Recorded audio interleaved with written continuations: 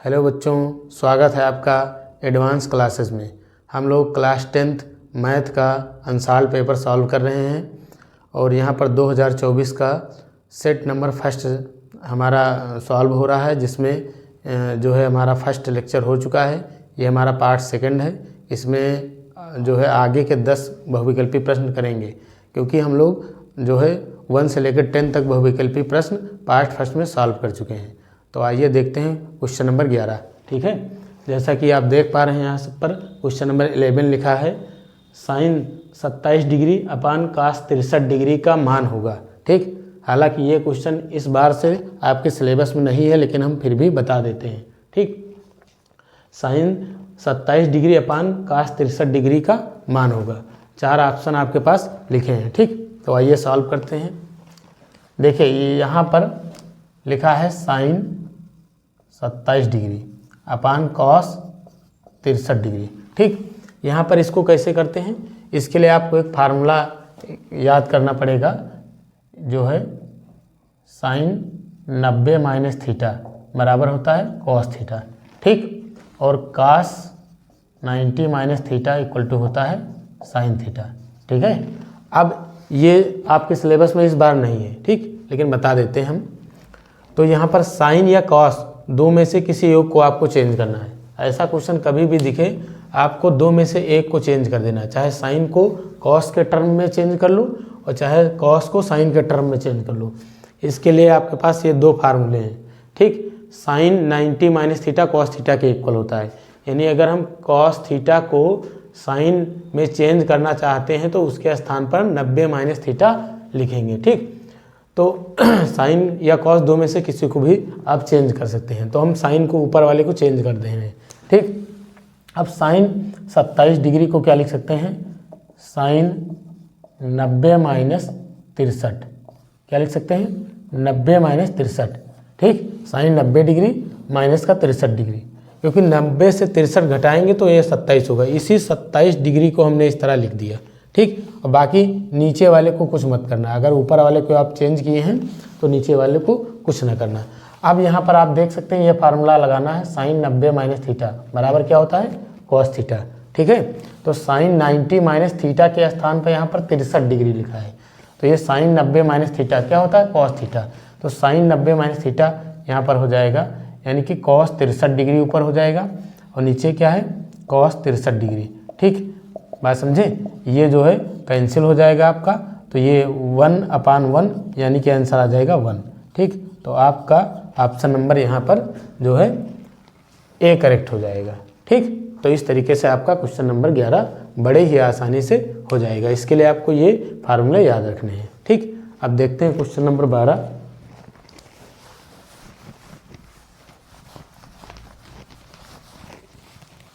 Question number 12 देखते हैं। Question number 12 most important है। 2025 में इस टाइप का क्वेश्चन आपको बहुविकल्पी में देखने को मिलेगा। लिखा है कॉस ए बराबर √3/2 हो तो साइन 2a का मान होगा। ठीक, ये आपके पास ऑप्शन है। कॉस ए की वैल्यू हमको गिवन है, साइन 2a का मान पूछा गया है। इस क्वेश्चन को कैसे करेंगे, इसके लिए देखिए साइन 2a का मान निकालना है। अगर हमको कहीं से भी a का मान पता हो जाए तो यहाँ पर हम रख देंगे। ठीक, और 2a का मान निकाल लेंगे। अब a का मान कहाँ से पता होगा, a का मान यहाँ से पता होगा। ये जो वैल्यू हमको गिवन है कॉस a इक्वल टू √3/2। ठीक, तो सॉल्व करते हैं। देखिए कॉस a इक्वल टू आपको दिया गया है √3/2। ठीक, अब यहाँ पर कॉस a इक्वल टू आप जानते हैं कि कास ये कितने डिग्री का मान है, तो ये कास 30 डिग्री का मान है। कितने का मान है, ये कॉस 30 डिग्री का मान, क्योंकि कॉस 30 डिग्री का मान होता है √3/2।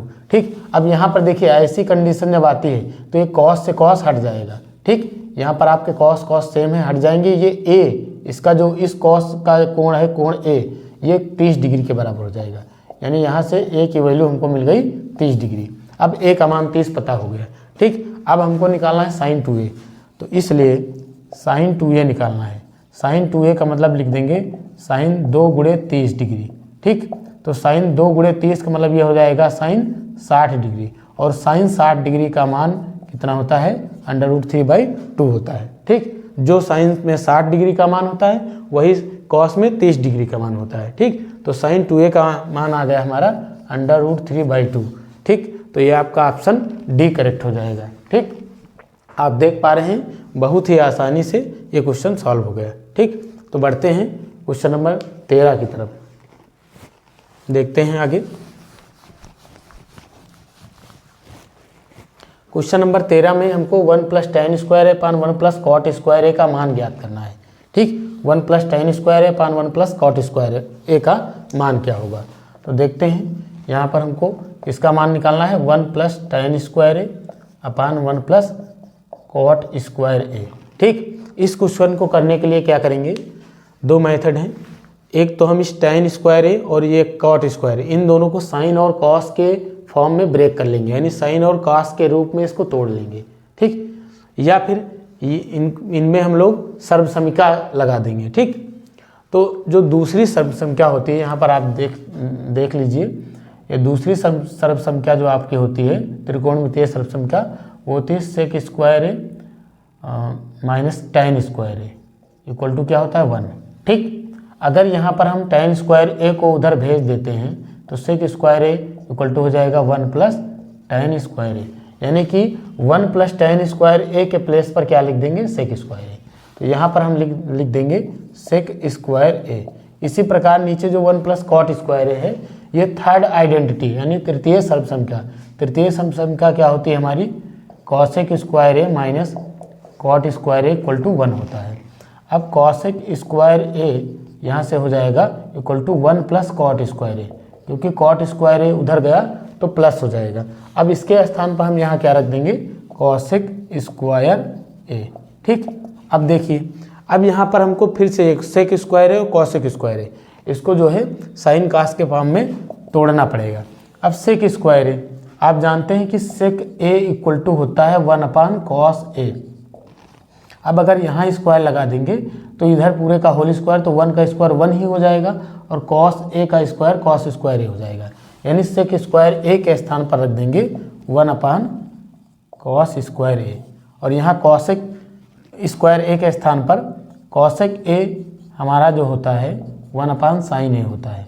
ठीक, अब cosec² बराबर क्या हो जाएगा, 1/sin²।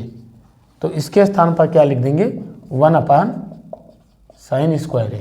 ठीक, अब जब ऐसी कंडीशन आती है तो सबसे नीचे वाला सबसे ऊपर वाले के साथ गुणा होता है, और ये दोनों जो बीच वाले हैं ये दोनों आपस में मल्टीप्लाई हो जाएंगे और उनको हर में लिख देंगे। ठीक, तो सबसे ऊपर वाला यानी sin² का गुणा 1 से होगा, जो कि अंश में लिखा जाएगा, तो ऊपर हो जाएगा हमारा sin²। और इसी प्रकार cos² का गुणा 1 से करेंगे तो आ जाएगा cos²। ठीक, अब sin² अपन cos², ये किसके बराबर होता है, तो एक फार्मूला होता है tan A बराबर, tan A इक्वल टू होता है sin A upon cos A। ठीक, अगर यहाँ आप स्क्वायर लगा देंगे तो यहाँ स्क्वायर हो जाएगा, यहाँ स्क्वायर हो जाएगा, यानी इसकी वैल्यू जो हमारे पास आई वो क्या आ जाएगी, tan²A। तो आपका आंसर tan²A हो जाएगा। ठीक, तो ये ऑप्शन नंबर 13 का डी करेक्ट हो जाएगा। ठीक, तो इस तरीके से क्वेश्चन नंबर 13 सॉल्व करेंगे। देखिए, त्रिकोणमिति में आपको इस तरीके से फार्मूले आने चाहिए, क्योंकि इसमें अगर फार्मूले याद हैं तभी क्वेश्चन आप कर पाएंगे। ठीक, तो ये क्वेश्चन नंबर 13 हो गया। अब देखते हैं क्वेश्चन नंबर 14। ठीक है, तो क्वेश्चन नंबर 14 की तरफ बढ़ते हैं। बहुत ही आसानी से हम लोग सॉल्व करेंगे। क्वेश्चन नंबर 14 हमारा दिया गया है sin 2a equal to 2 sin A अगर सत्य होगा जब a बराबर है, यानी कि ये चार ऑप्शन है, इनमें से a का कौन सा मान है जिसके लिए ये पूरा जो हमारा समीकरण है वो सत्य होगा। ठीक, यानी sin 2a का जो है वो बराबर होगा 2 sin A के। ठीक, ये कब सत्य होगा, जब a का मान इनमें से क्या हो। तो ऐसे सवालों को हम लोग ऑप्शन से भी लगा देते हैं। ठीक, क्योंकि बहुविकल्पीय प्रश्न है, आपको इसका आंसर सिर्फ जो है जो सही है वही गोला भरना है। ठीक, तो इसको ऑप्शन से देखते हैं। अब सबसे पहले ए के स्थान पर पहला ऑप्शन 0 पुट करके देखते हैं इसमें। तो साइन हमारा हमको क्वेश्चन दिया है sin 2a बराबर 2 sin A। ठीक, तो यहाँ पर अगर हम a के स्थान पर a बराबर 0 डिग्री रखने पर ए के स्थान पर 0 डिग्री रख देंगे तो साइन 2 गुणे 0 हो जाएगा इक्वल टू 2 साइन 0 डिग्री हो जाएगा। ठीक, अब यहाँ पर आप देख पा रहे हैं कि साइन 2 का गुणा 0 से मल्टीप्लाई करेंगे 2 को 0 से तो 0 डिग्री आ जाएगा। और यहाँ पर भी जो है 2 गुणे साइन 0 डिग्री का यहाँ मान रखना है। यहाँ पर सिर्फ 2 का 0 से गुणा किए तो साइन 0 आ गया, और यहाँ पर 2 गुणे साइन 0 डिग्री का मान तो साइन 0 डिग्री का मान 0 होता है। यहाँ पर भी साइन 0 डिग्री का मान 0 हो गया इक्वल टू 2 गुणे 0 हो गया। तो यहाँ पर हम देख रहे हैं कि LHS बराबर RHS आ गया। किस मान पर? ए की वैल्यू जब 0 डिग्री हो जाएगी। तो यहाँ पर हमारा आंसर क्या सही हो जाएगा? 14 का ऑप्शन नंबर ए करेक्ट हो जाएगा। इस तरीके से आप जो है बी को भी रख के देख सकते हैं, ये यानी कि ऑप्शन नंबर बी जो ए की वैल्यू 30 रख के देख सकते हैं, 45 रख कर देख सकते हैं, 60 रख कर देख सकते हैं। ठीक, तो इनमें से हमारा ऑप्शन ये करेक्ट हो जाएगा। आप रख के देख लीजिएगा, लेकिन यहाँ पर करेक्ट आंसर जो होगा हमारा ऑप्शन नंबर ए हो जाएगा। ठीक, तो इस तरीके से 14 क्वेश्चन हो गए। अब देखेंगे आगे के क्वेश्चन। ठीक, तो बढ़ते हैं क्वेश्चन नंबर 15 की तरफ। क्वेश्चन नंबर 15 आपको क्या दिया गया है कि 22 सेंटीमीटर परिधि वाले एक वृत्त के चतुर्थांश का क्षेत्रफल होगा। 22 सेंटीमीटर परिधि वाले एक वृत्त के चतुर्थांश का क्षेत्रफल होगा। ठीक, अब चतुर्थांश क्या होता है ये पहले जान लेते हैं। ये देखिए आपका वृत्त हो गया। ठीक, यहाँ पर ये हमारा जो केंद्र से जीवा जाती है उसको व्यास बोलते हैं। तो एक व्यास इधर हो जाएगा AB इस तरीके से, और एक व्यास इस तरीके से। 2 व्यास जब इस तरह खींचेंगे, है ना, CD, यानी कि परस्पर 90 डिग्री यहाँ पर बनना चाहिए। ठीक, तो यहाँ पर 1 2 3 4 पार्ट वृत्त के हो गए। तो ये हर एक पार्ट क्या कहलाएगा? वृत्त का चतुर्थांश। चतुर्थांश मतलब वृत्त का चौथा जो है पार्ट।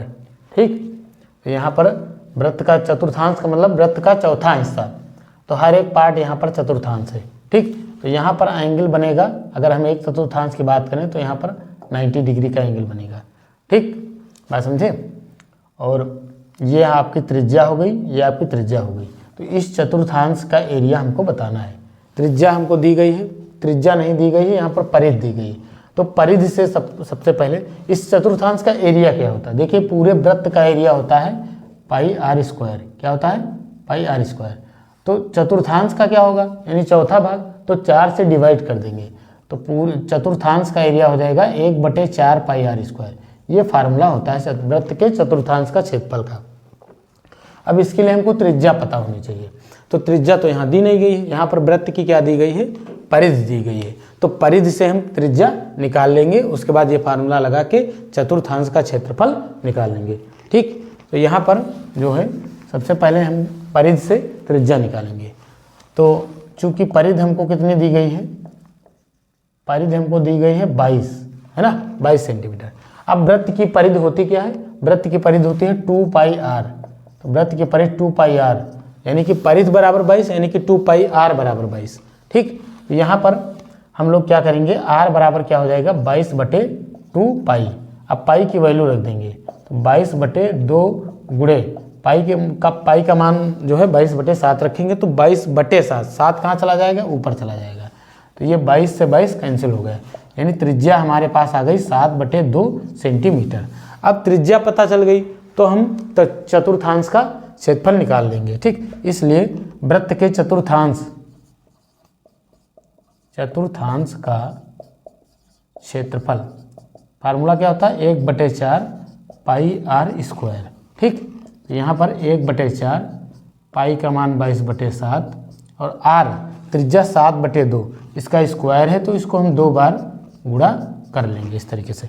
अब देखिए ये 7 कैंसिल हो जाएगा आपका, और 2 के टेबल में जो है 2 1 कम 2 11 बार में 22 कैंसिल हो जाएगा। तब अब देखिए आप अंश में क्या बचा? 1 11 7, यानी कि ऊपर 1 का गुणा 11 से करेंगे 11 आएगा, 11 का गुणा 7 से कर देंगे तो 11 7 77 हो जाएगा।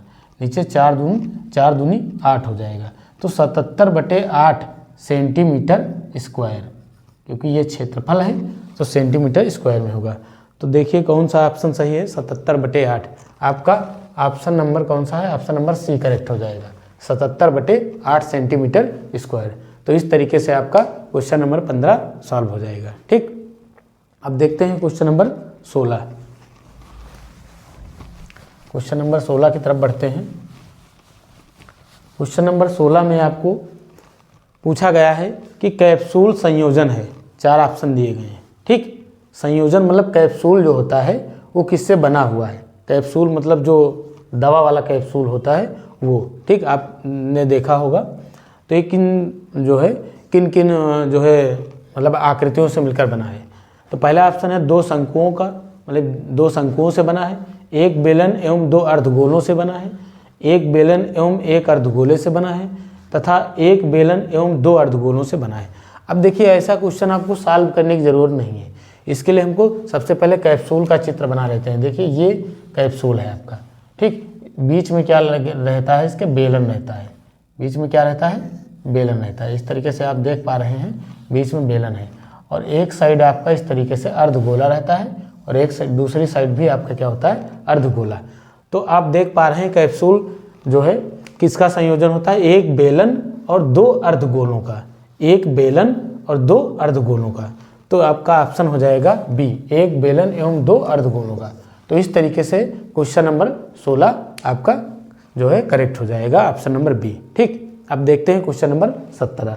ठीक, क्वेश्चन नंबर 17 में क्या दिया गया है जो है कि यदि कुछ आंकड़ों का माध्य तथा बहुलक क्रमशः 32 तथा 35 है तो उनका माध्यक क्या होगा। देखिए, माध्यक का मतलब माध्यिका होती है। माध्य का मतलब समांतर माध्य। अगर माध्यिका है या समांतर माध्य, माध्य अलग है और माध्यिका। ठीक, माध्यक अगर लिखा है तो समझ लीजिए कि माध्यिका की बात हो रही है। ठीक, तो हमको माध्यिका निकालनी है। अब यहाँ पर आपके पास कोई टेबल वगैरह तो दी नहीं गई जिसमें आंकड़े दिए गए हों। ठीक, यहाँ पर हमको बहुलक दिया गया है और माध्य दिया गया है। देखिए, अब यहाँ पर 2 वैल्यू हैं यहाँ पर ये, तो सबसे आगे क्या लिखा है, माध्य। तो ये आगे वाली वैल्यू माध्य की हो जाएगी। माध्य मतलब समांतर माध्य। और बाद में क्या लिखा है, बहुलक। तो ये बाद वाली वैल्यू क्या हो जाएगी, बहुलक की हो जाएगी। यानी कि माध्य हमको 32 दिया गया है और बहुलक यहाँ पर 35 दिया गया है। ठीक, माध्य कितना दिया गया है, ये 17 नंबर क्वेश्चन है। माध्य बराबर दिया गया है हमारा 32 और जो है बहुलक कितना दिया गया है, बहुलक हमारा दिया गया है 35। ठीक, और हमसे पूछा गया है कि माध्यक क्या होगा। माध्यक मतलब माध्यिका क्या होगी। ठीक, तो इन तीनों में एक संबंध होता है। ठीक, माध्य, बहुलक और माध्यिका, इन तीनों में एक संबंध होता है। वो फार्मूला अगर आपको याद है तो जिनकी वैल्यू हमको दी गई है उन पर रख देंगे और जिनको निकालना है उनकी वैल्यू निकाल लेंगे। तो इसका सूत्र देखते हैं क्वेश्चन नंबर 17। ठीक, तो यहाँ पर हमको माध्य दिया गया है 32। ठीक, माध्य कितना दिया गया है, पहले वैल्यू जो माध्य 32 है और बहुलक हमको 35 दिया गया है। माध्यक निकालना है। ठीक, तो इसका सूत्र होता है, इन तीनों में जो संबंध होता है वो होता है बहुलक बराबर 3 गुणे बहुलक बराबर 3 गुणे माध्यिका, 3 गुणे माध्यिका माइनस 2 गुणे माध्य। ठीक, क्या होता है, बहुलक बराबर 3 गुणे माध्यिका माइनस 2 गुणे माध्य। ठीक, तो बहुलक के स्थान पर क्या रख देंगे, 35 रख देंगे। 3 गुणे माध्यिका के स्थान पर कितना रख देंगे, माध्यिका मतलब माध्यक, यही तो निकालना है हमको, तो इसको माध्यिका लिखो चाहे माध्यक। ठीक, तो यहाँ पर 3 गुणे हम माध्यक ही लिख देते हैं, 3 गुणे माध्यक। इसका मान तो हमको निकालना है तो ऐसा रख देंगे। 2 गुणे माध्य कितना दिया गया है, माध्य हमको 32 दिया गया है। ठीक, तो यहाँ पर हो जाएगा 35 इक्वल टू 3 गुणे माध्यक और माइनस 32 को 2 से गुणा करेंगे तो 64 आएगा। अब 64 को इधर भेज देंगे तो 35 और प्लस 64 इक्वल टू हो जाएगा 3 गुणे माध्यक। ठीक, अब इसको जोड़ देते हैं, 5 4 9 हो जाएगा, 6 3 9 हो जाएगा, इक्वल टू 3 गुणे क्या हो जाएगा, माध्यक। ठीक, अब हमको माध्यक निकालना है तो इसको चाहे बटे में ले जाओ तब काट दो, चाहे 3 से डायरेक्ट इधर उधर काट देते हैं। तो 3 एकम 3, 3 त्रिक्का 9, 3 त्रिक्का 9, यानी कि माध्यक बराबर हमारा कितना आ गया, 33। माध्यक इक्वल टू कितना आ गया, 33। तो माध्यक निकालना था। तो इस तरीके से आपको ये सूत्र याद रखना है, जब हमको यहाँ पर वर्ग अंतराल ना दिया गया हो और इनमें किन्हीं दो की वैल्यू आपको दे दी जाएगी, एक पूछा जाएगा।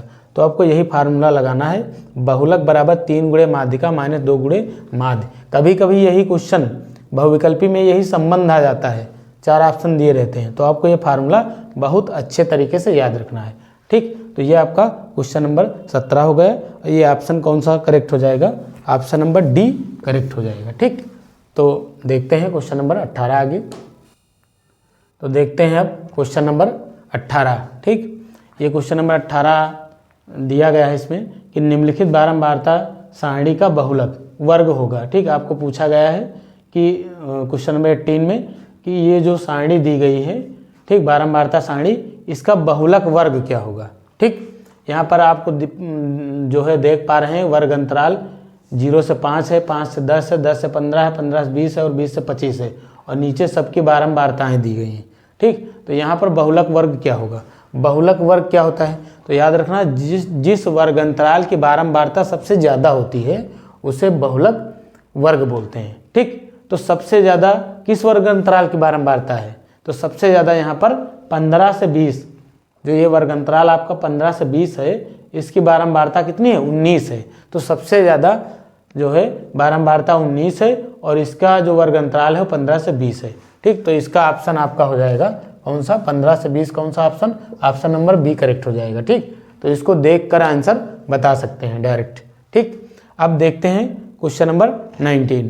क्वेश्चन नंबर 19 में क्या है, क्या पूछा गया है कि दो पासों को एक साथ उछालने पर, दो पासे जो है उछाले गए हैं या फेंके गए हैं, उछालने पर दोनों पासों पर प्राप्त संख्याओं का योगफल 10 होने की प्रायिकता क्या होगी।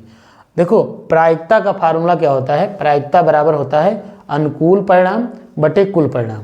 ठीक, अगर ये दो चीज़ें आपको निकाल पा रहे हैं तो किसी भी घटना के घटित होने की, यानी घटना के घटित होने की प्रायिकता निकाल सकते हैं। ठीक, तो यहाँ पर दो पासे फेंके गए हैं, दो पासों के लिए कुल परिणाम सबसे पहले क्या होंगे। ठीक, तो यहाँ पर क्वेश्चन नंबर 19 में देखिए कुल परिणाम कितने हो जाएंगे। कुल परिणाम यहाँ पर एक पासे के लिए कुल परिणाम होते हैं 6 और दो पासे हैं तो दो पासों के लिए कुल परिणाम हो जाएंगे 6 गुणे 6 यानी कि 36 हो जाएंगे। कुल परिणाम कितने हो जाएंगे यहाँ पर? दो पासों के लिए 36 हो जाएंगे। ठीक, अब कह रहा है कि प्राप्त दोनों पासों पर, कह रहा है दोनों पासों पर प्राप्त संख्याओं का योगफल 10 होने की, तो योगफल 10 हो, ये कुल परिणाम तो हमको पता चल गए। अब अनुकूल परिणाम निकालेंगे, देखेंगे योगफल 10 होने के लिए अनुकूल परिणाम, अनुकूल जो है परिणाम। ठीक, दोनों पासों पर अनुकूल परिणाम हम लोग निकालेंगे योगफल 10 होने के लिए। ठीक, अब योगफल 10 होने के लिए कौन कौन से बन सकते हैं? अगर हम पहले पर 1 मान लें, 6 से ज़्यादा किसी पर होते नहीं, तो दूसरे पर 6 आएगा तो 1 और 6 7 ही हो जाएगा, नहीं बनेगा। 3 और 6 से 2 और 6 का 8 हो जाएगा, नहीं बनेगा। 3 और 6 का 9 होगा, ये भी नहीं होगा। तो यहाँ पर 4 और 6 यानी पहले पासे पर 4 आए और दूसरे पासे पर क्या है? 6 आना चाहिए। तो ये योग इनका देख रहे हैं 10 हो गया। फिर अगला हमारा 5 कामा जो है 5 हो जाएगा। ठीक, 5 कामा 5 10 हो जाएगा।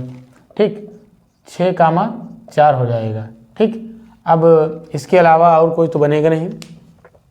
4 कामा 6, 5 कामा 5, 6 कामा 4। ठीक, तो ये आप देख पा रहे हैं कि यहाँ भी योगफल 10 है, यहाँ भी योगफल 10 है और यहाँ भी योगफल जो है 10 है।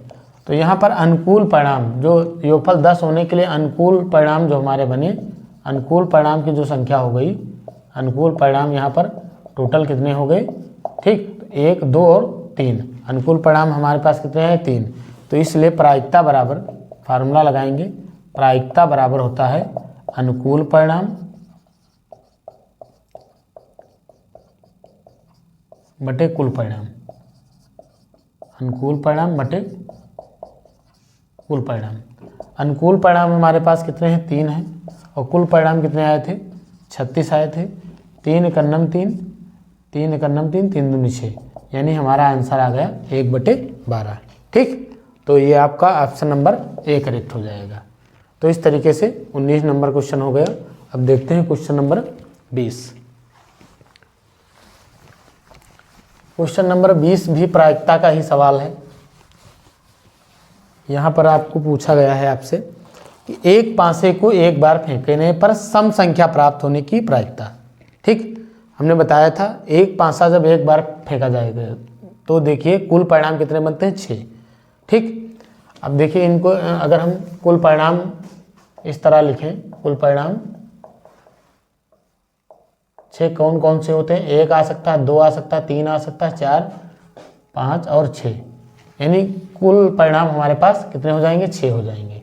ठीक, अब यहाँ पर पूछा गया है आपसे एक बार फेंका गया है सम संख्या प्राप्त होने के लिए, तो सम संख्या यहाँ पर कितनी है, 2 सम संख्या है, 4 सम संख्या है, 6 सम संख्या है। ठीक, तो सम संख्या प्राप्त होने के लिए, सम संख्या प्राप्त होने के अनुकूल परिणाम कितने हो जाएंगे, अनुकूल परिणाम आपके पास हो जाएंगे 3। ठीक, इसलिए प्रायिकता बराबर, फिर से वही फार्मूला लगाएंगे, प्रायिकता बराबर अनुकूल परिणाम बटे कितना हो जाएगा, कुल परिणाम। तो अनुकूल परिणाम यहाँ हमारे पास कितने हैं, अनुकूल परिणाम है 3 और जो है कुल परिणाम कितने आए हैं, 6। तो 3 से काट देंगे, 3 का 3, 3 दूनी 6, तो यहाँ पर हमारा हो गया आंसर 1/2। तो ये आपका ऑप्शन नंबर सी करेक्ट हो जाएगा, 1/2 आंसर आएगा। ठीक, तो इस तरीके से आपने देखा बहुत ही आसानी से 20 बहुविकल्पी प्रश्न हमारे जो है सॉल्व हो गए, यानी बहुविकल्पी प्रश्न खंड आ हमारा सॉल्व हो गया। अब हम लोग जो इसका पार्ट 3 लेक्चर आएगा, यानी कि लेक्चर नंबर 3 आएगा पार्ट 3, उसमें हम लोग वर्णनात्मक प्रश्न देखेंगे, यानी 21 नंबर क्वेश्चन सॉल्व करेंगे। ठीक, तो अगर वीडियो पसंद आया होगा तो बच्चों लाइक कीजिएगा और चैनल को सब्सक्राइब कर दीजिएगा और कमेंट कर दीजिएगा।